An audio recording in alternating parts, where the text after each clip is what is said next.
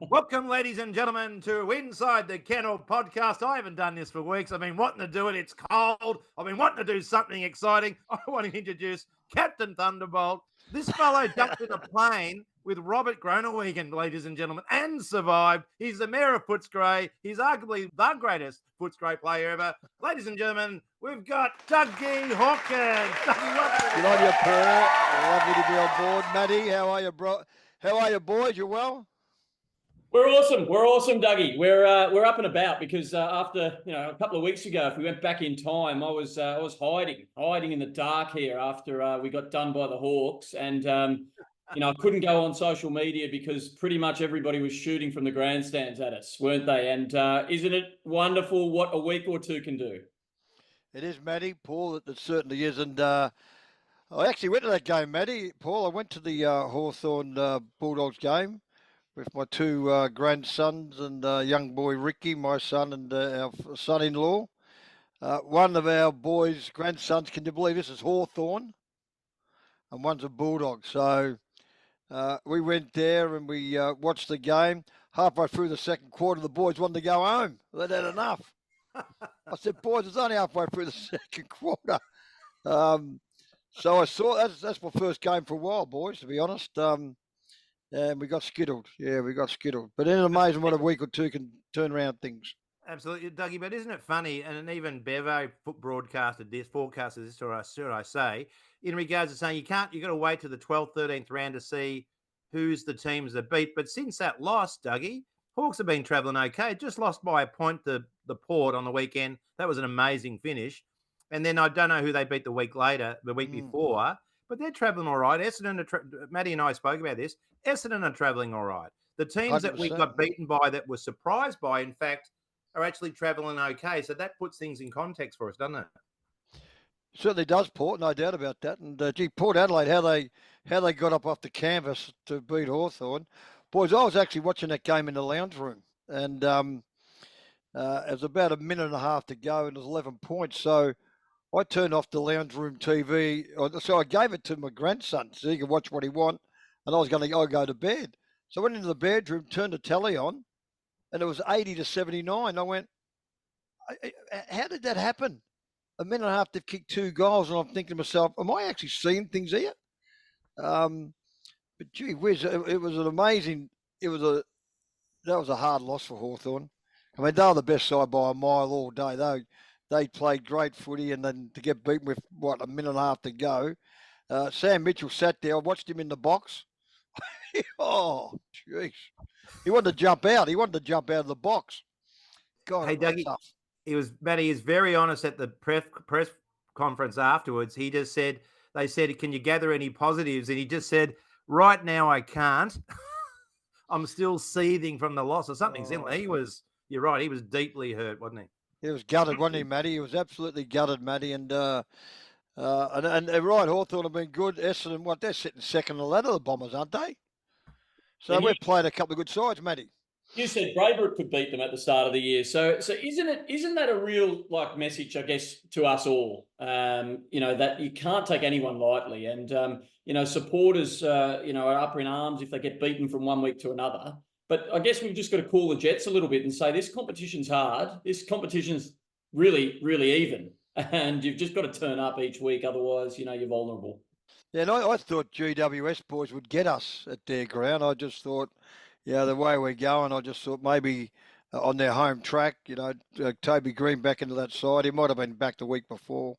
I'm not sure, but I thought the way that we were going, I thought they'd get us. And mate, if we kick straight, I think we kicked 8 goals, 22 or something, wasn't it? Or 20. Yeah. So if we kick straight, it would have been it could have been a really big win for the boys, So things can turn around, can't it? Yeah, they certainly can. And, do you think the belief's back now, Dougie? Have we got the belief? It's a funny thing, isn't it? You just get a bit of confidence and, that the forward line structure with Norton and Jamara and the boy Darcy, he's going to be a player, isn't he? The boy Darcy, he's going to be, we're talking about Harley Reid. I think this kid's going to be a better player in the long term. And Harley Reid, don't worry about Harley Reid at West Coast, he's a star, but this boy Darcy, he's the real deal. He's going to be the real deal, this kid. And I'm looking forward to his development again. And as I said, Boys, I don't know, we haven't touched on this, but I'm really worried about Thomas Liberatore. Yes.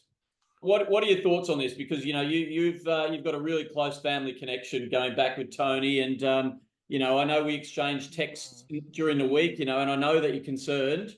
But just over the last 24 hours, we've learnt that he's been given medical clearance to return. I listened to Bevo speak today, and he still has got apprehension and worry for him because Tom only knows one way, and that's head down straight at the ball. Yep. Yeah, the young boy O'Driscoll, he won't play a game probably anywhere with that concussion stuff. So, mate, I'm really concerned about Thomas Liberatore. I know, and you touched on it, Matty. I know the old man. I know the way he went about it. I know how this young bloke goes about it. My concern is now with the way the AFL is handling concussion issues and problems, and they'll be looking at Thomas Liberatore now. He's had 4 or 5 this year, concussions. Matty, Paul, I hope I'm wrong here. I hope I'm wrong. I've just got this gut feeling we may not see Thomas again playing. I just hope I'm wrong. I hope I'm totally wrong. I know he wants to play. I know that for a fact. That's in his makeup. I've just got this gut feeling about the AFL, their concerns and their worry about concussion. What? How do you guys with me a little bit, or you just think he'll come back and play in 2 or 3 weeks? What's your thoughts, Dougie? What I think, Matt, and what I think is, I wonder about what about pre 80s, 90s, and this is happening all the time. I just get concerned around. They're doing due diligence, which I think is great, but I also think about what about everyone else has played footy prior to that? The sort of head injuries. It's such a serious thing, isn't it? You do wonder how it affects ex-players and whether it comes down to dementia or whatever head injury, whatever it develops into. It's a real concern, isn't it? But I certainly hope your information you're feeling is wrong, Dougie, because to lose Libba is would be a mortal wound, Matty. What do you reckon? Yeah, it certainly would. Like Bevo spoke today, and he said that ultimately it's got to be the decision from the medical team, and if they say, as an impartial external body that he's right to go, then he can only follow that advice. So let's hope that's okay, and the duty of care is absolute utmost. But certainly a Western Bulldog team with a Liberatore, and it is stronger. Why I'm concerned, Matty and Paul, is the fact that. This injury was Hawthorn game, correct? It's now 2 weeks away, and we're waiting for another 2 or 3 weeks before he's able to play. And I would think after a concussion, you play after a week. The other concern I have is that the AFL can take it out of our hands. They can take it out of the Footscray medical people's hands and say, you know what, we're going to stamp this. He's not going to play this bloke. We don't want any more concussions for Thomas Liberatore, any more problems. And you hit on the head, Matty and Paul. I hope I'm bloody wrong. I hope I'm wrong. Just got this gut feeling, but... Okay, all right. Well, Bevo said that the players are all buoyed by the fact that he's gotten clearance, and they're inspired by it. So let's hope for the time being that they come out this Thursday, and destroy the Swans, knowing that if we keep on a roll, maybe he'll be there at the pointy end. Let's hope. Boys, this is another question that I know has been raised, but why don't we? And a lot of junior footballers wear helmets. What is the sort of science behind that, Matty or Dougie? Why doesn't the game have helmets just like in the gridiron in America has the hard helmets? Why isn't a helmet a possibility that every player wears them? Well, Paul, Matty, I first of all, Matty, I'm not sure, Paul. Does it actually protect is it actually? You'll know more. You guys may know more than me on that. I remember, Paul, I'm listening to you, Paul, and I'm sort of, concussion's a big thing, and it's going right from the early level now. And is it hard for young kids to wear hats? No, it's not, to wear helmets. Would it worry me if I was going to play footy? I'm playing a game I love. Put a helmet on to play footy. Guess what? I'll do it. Do anything to play a game of footy. So fair call, Paul. Fair call at that level, right up to I don't know about AFL footy, but that could be a way that they're going to be going, Matty. I know Caleb wears it because of tradition or because of superstition or whatever it is. But Matty, I don't know. Do they actually work, or have they been proven they don't as far as concussion goes? Yeah, there's not enough data on it. So there's been studies that and it's still ongoing. But ultimately, they say that the brain, gets shaken. So regardless, if you're in a collision or you're in a bump, that's not stopping the brain from bouncing off the inside of the skull. So ultimately, that that trauma is what's causing the concussion. So I don't think the helmets can stop that. Matty, Paul, on the money, Matty. This is not off the record, but I spoke to Professor Alan Pearce, who's right involved in this. It's his stuff, and he said, Dougie, the one where you get knocked out and you can hear the crowd and it's black, which I've had a couple of times, that one is not the worst one. The worst one is the one with trauma, as Matty was saying before, Paul. The one that hits you, and it hits you, and then you stand there and you put your arms around the trainer, and then all of a sudden, you're ready to go again, and the trainer goes, you're ready to play again. That's the one. I know the AFL's trying to protect the head and watch the head, but remember, Paul, Matty, when I was a kid at Braybrook, I was taught as an 8, 9-year-old, attack the ball, keep your eyes on the footy, and protect yourself at all times. That was instructions I got as a kid at the Braybrook Footy Club, and for me, that didn't change right to the end of my football career. But now, blokes are going to be so careful that when you attack the footy, you don't hit someone in the head. And because of the pace of the game, the way they move so quick, it's so easy to happen. Well, we could line blokes up and make sure we don't hit the head. But, hey, guys, let's talk about the Bulldogs' backline, Dougie. And Matty's got his views on it. I like what it looks like at the moment, just talking about our review of the last couple of weeks. I like what it looks like. I know Matty's a big fan of Keithy, who's making a real big impact. What are your thoughts, gents, on our backline currently? Keeping in mind JJ's coming back in, I guess, and Teddy Richards is running around. Midfield. Is running around on the ball doing magnificent stuff. Yeah, Paul. Keith back, yeah, okay, bit of size back into that back six again. Bailey Dale's been good, boys. Been terrific coming out of that back line as well. Donald Bean's very steady and reliable. I still can't work out why Caleb Daniel can't play off in that back line with Johansson out of the side. I don't know what's happened there. I'm just a bit confused with the fact that he was all Australian only, a year or two ago or something? You don't lose your ability, Matty, Paul, overnight. And I'm still shocked and surprised. I know what Bevo's trying to do. He's starting to get a bit of pace into this team and kids that can run. I got no doubt that that's a factor. But when you've got a bloke who can use the ball so well, like he can, and we got a lot of blokes that can't use the ball that well, I think that. I'm just a bit confused. And again, with Johansson now that side, he can come off half back. But anyway, Bevo knows more than us. Yeah, absolutely. So, and fans and also the media have been talking about this. There's no Sanders. There's a lot of second players who have come in and out of the team as well. Paul and I were talking during the week about this with selection. So back in your day, Dougie, were there players who were sort of came out of the side that you would be privy to some of those tick boxes or some of those issues that would keep preventing them from being in the senior team that maybe us on the outside weren't aware of, and is maybe that's a reason why someone like Caleb's out at the moment?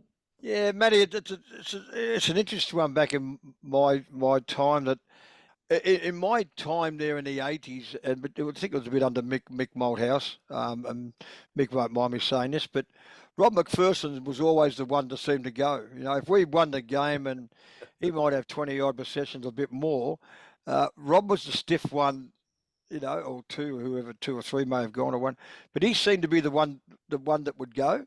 Does that make sense? That, and you remember Rob McPherson and Steve playing at the Bulldogs. Yeah, I thought Rob McPherson was a pretty good player, and there were some good games that he played, and then the next week he was out. So sometimes when coaches have that set or opinion, I'm not saying Mick had that set on him, but it can be that way. It's a bloody hard one, because if it gets to that stage, it's hard to fight back and get back into that senior side. And good luck. Yeah.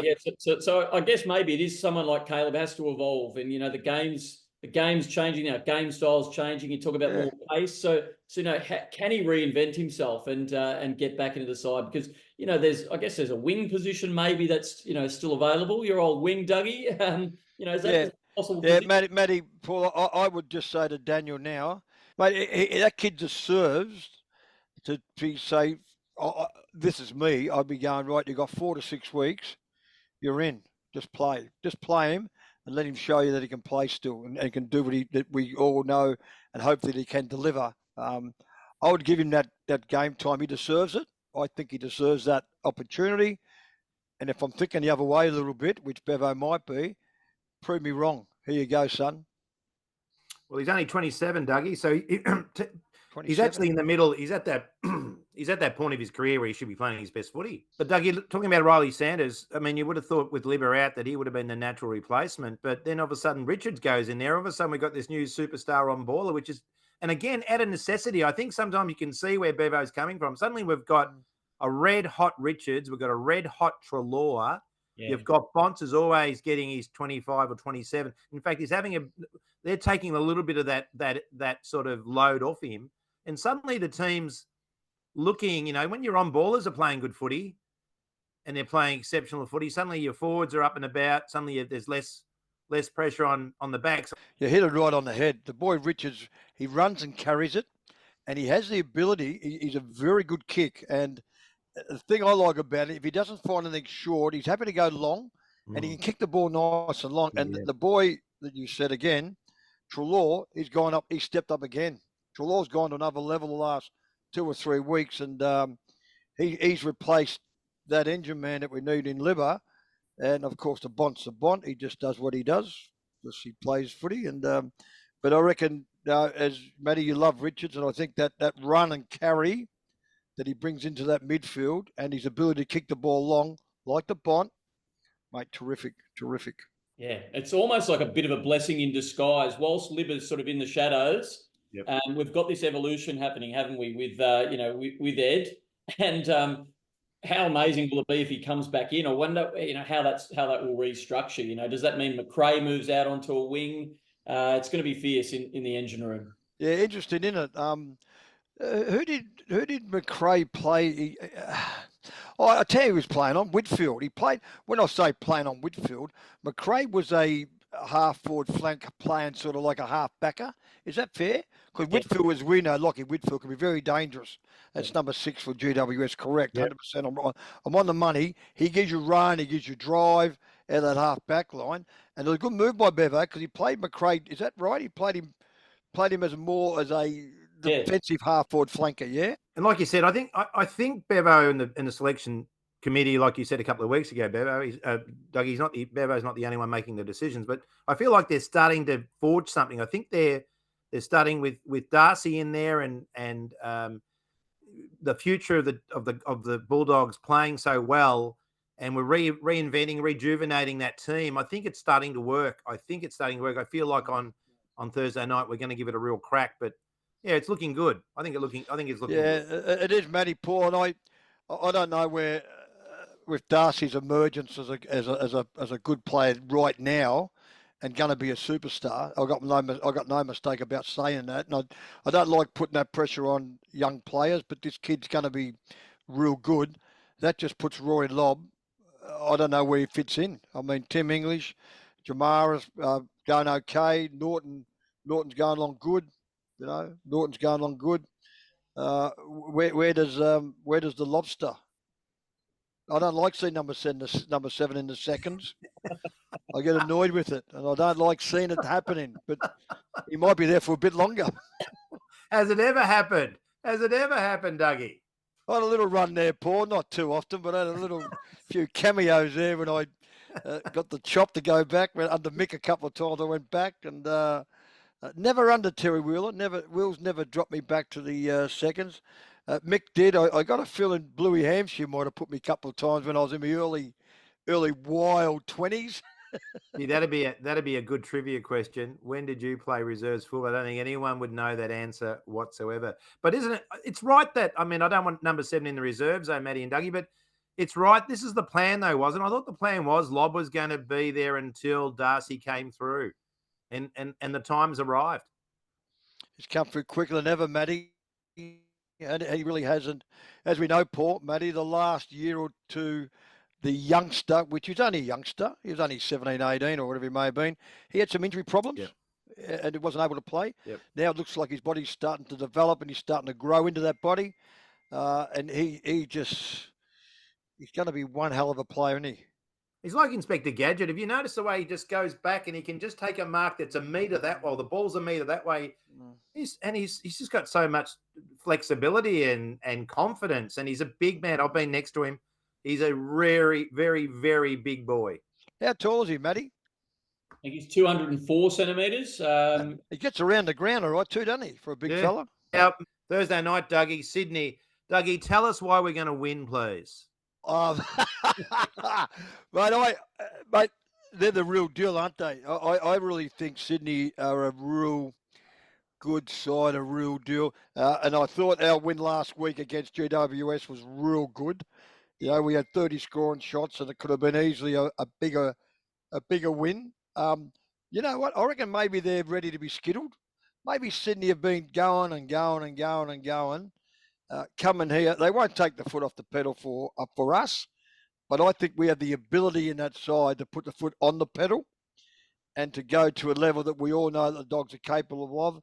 And this is a game that really I'd love to see the play-in group as one, get behind the bont, and in all step up and give the Swans a touch up. And well, I'm going to tip. This is there's going to be an upset outside of us. Everyone's going to be tipping Sydney, make no mistake about that. We don't care 1 inch what they're tipping, because we're going to go. I'm going to go with an upset, and I'm going to go for the boys to win in a very, very, very tight game. I think it could be a goal or two in it our way. I've been talking to Matty about being tested. We flogged Richmond. We had a good win against GWS. And then I came back to Matty and I said, yeah, but they've lost 4 in a row. And Matty said, what do we got to do? And I said, beat Sydney. That's when we've got something. So I'm confident. I'm confident they're going to take it up to Sydney. It's Bevo getting back a couple of years ago when he said, this is our slaughterhouse. Remember that, was it 2023, he came out with, we've got to make this place our slaughterhouse. Well, this is our home ground, Dougie. You don't go to Ted Whitten Oval when playing in your day and let teams walk away with a win. So I reckon the boys have got the right mix. They're getting better and better. I'm seeing a close win myself here. But Dougie, listen to this. The following week we've got a cakewalk. We've got the Collingwood Football Club. I mean, how easy is that? We beat Sydney and then we smash Collingwood. Feelings? Where's that, Paul? Where's that at? Marvel. Friday night. Friday Blockbuster. night. How good's that going to be? We beat Sydney, come up against Collingwood on a Friday night at Marvel, mind you. Thoughts? Gee, the confidence is up, Paul. Matty, our confidence will be right up. We'll be cock a hoot. We'll be cock a hoot. We'll need to be. Collingwood, I think, a good side and well coached. I'd like to see us win that game. I'm not sure that one, Matty. That's the game that worries more than Thursday night Sydney. I think I would have more problems with Collingwood, I think, than Sydney. I think Collingwood, like Sydney, a very good side, and I just think they may get us. But we move over to Brisbane. So we love to play Brisbane because our old friend Dunkley's there. What do we think, boys? And they're certainly not anywhere near their 2023 form, Matty. Paul, this is like a mini final series, isn't it? You know, I think you might have said Fremantle the last game, who are going along pretty nicely, all at Marvel.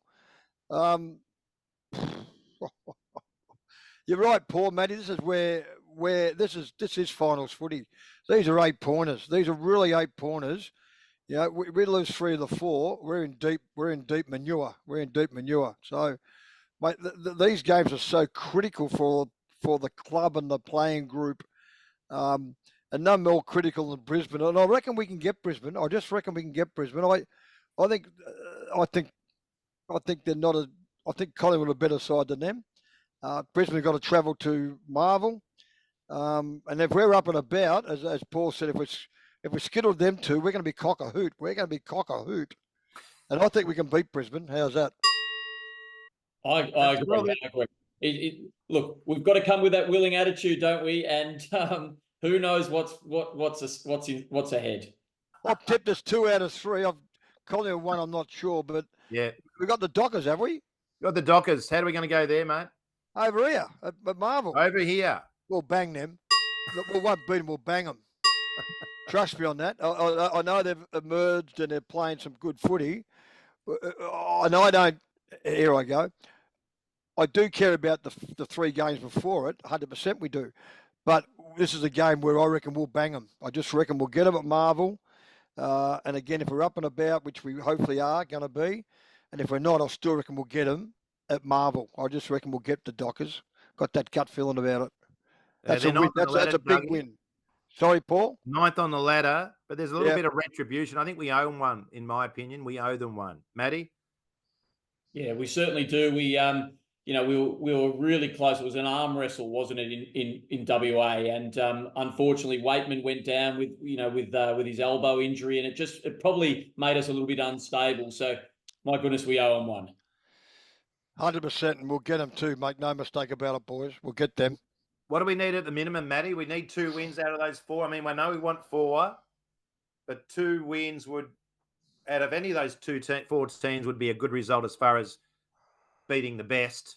Yeah, I think if 1 out of 3 would, we'd be in trouble. Yeah. Two's par, and I think above that we've got a fair bit of optimism. And so let's go for 3, and who knows if we shoot for the stars.